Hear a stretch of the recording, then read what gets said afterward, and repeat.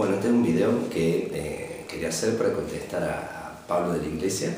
¿Cómo estás, Pablito? Hace mucho que no tenemos contacto. Y vi un comentario que hiciste en Facebook y me gustó mucho las preguntas que te hacías. Y lo prometido es deuda, te dije que iba a tratar de aportar algo. Bien, a esto que vos preguntabas respecto de cómo influye la mente individual, si esta es afectada por la mente colectiva, si las ciudades o pueblos tienen personalidad y si la mente individual puede afectar la mente colectiva y viceversa.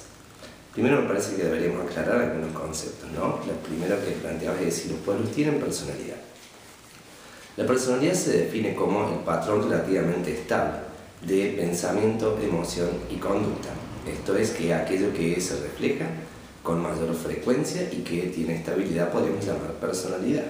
Por lo tanto, podemos decir que un pueblo o ciudad tiene personalidad, claro que sí, dado que la mayoría de las personas, si bien no todos, tienen relativamente, a través de la cultura, modos estables de sentir, pensar y actuar.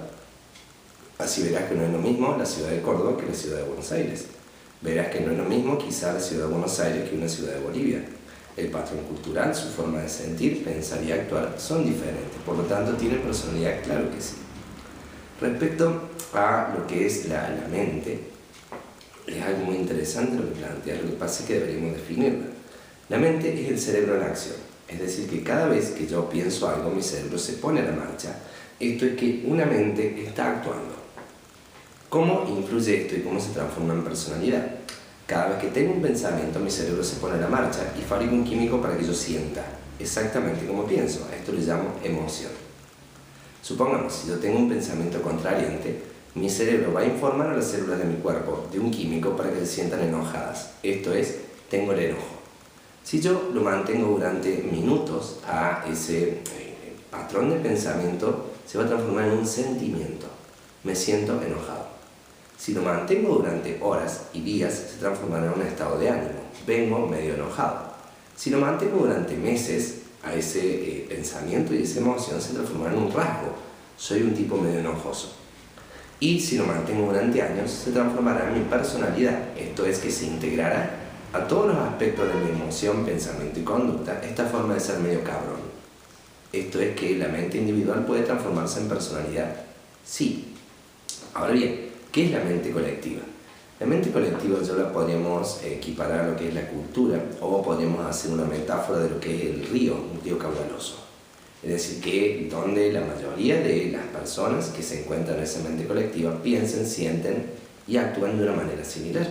Así como si el río es caudaloso, una vez que está en medio de la corriente, no quedará otra que ser parte de esa corriente.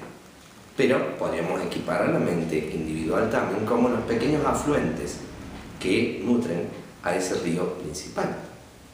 Por lo tanto, a la primera conclusión que uno llega, siendo un poquito sensato, es que es más probable que la mente colectiva afecte a la mente individual que viceversa. Esto es, que el río, aunque tenga propiedades particulares, una vez que ingrese a ese caudal abundante, lo más probable es que se transforme en ese caudal abundante y pierda sus características personales o sus características individuales, ¿sí?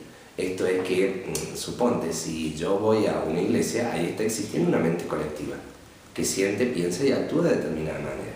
Si yo voy con mi mente individual, lo más probable es que me comporte como las demás personas, o si no, este grupo de personas, mente colectiva, intente expulsar a esta mente individual que no congenia con esta corriente genérica que hay.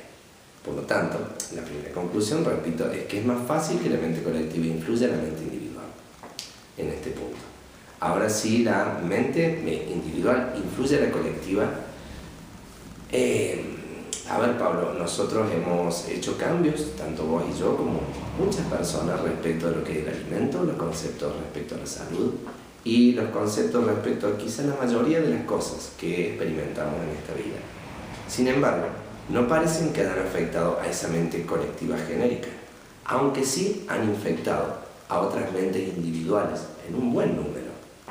Creo que en realidad hay ciertas corrientes electromagnéticas que se producen cuando uno piensa o siente en determinada dirección. Lo que ocurre es que quizás deba ser un número bastante importante para que esta mente colectiva cambie. Sobre todo y en particular cuando esta mente colectiva ha sido capturada y dominada por un grupo selecto de personas que dirigen el planeta, ¿no? Me llama mucho la atención porque la mente colectiva es muy fácilmente influenciable a través de los medios de comunicación. Si vos agarrás en un medio de comunicación y pones que una persona atropelló a alguien y se escapó, vas a ver que empiezan a aparecer un montón de casos de personas que atropellan y escapan. Por lo tanto, esa mente colectiva influenciable empieza a afectar a las mentes individuales. Sin embargo, cuando esta noticia sale de los medios, desaparecen los casos reales. O sea que la mente colectiva es la que le da materialidad a la realidad colectiva, no a la individual. ¿Sí? Por eso, supongamos en el tema vacunas. ¿Qué han hecho en el tema vacunas? La mente colectiva dice que es obligatorio vacunarse, que es necesario y si no lo hace tenés que tener miedo. Vos y yo sabemos que las vacunas son elementos altamente peligrosos y que si las farmacéuticas hacen vacunas eficaces, perderían mucho dinero, les conviene hacer vacunas que te enfermen directamente porque el cuerpo no hace inmunidad cuando se vacuna, al contrario, daña gravemente la inmunidad. Sin embargo, la mayoría de las personas que están en la mente colectiva van a afirmar, sin saber y repetir como loros, eso.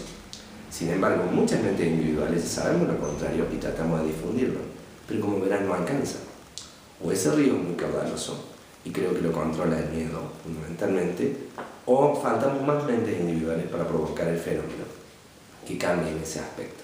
Respecto al cómo influye, creo que es un fenómeno de simpatía electromagnética, es decir, cuando se está emitiendo en determinada frecuencia, información, energía, conciencia, trata de buscar otros campos que se alineen en la misma frecuencia. Por lo tanto, así seamos bastante potentes, creo que la mente colectiva tiene un poder que es el hábito, ¿no? Esa fuerza del hábito versus la fuerza de la conciencia. Como verás, para las personas les cuesta mucho cambiar hábitos, excepto cuando somos conscientes. Y creo que esa corriente colectiva hace que las personas no sean conscientes y actúen como bajo programas automáticos. Bueno, espero haber echado un poquito de luz. El tema es bastante complejo, Pablito, ¿eh? Te mando un abrazo grande y, bueno, espero que estemos en contacto.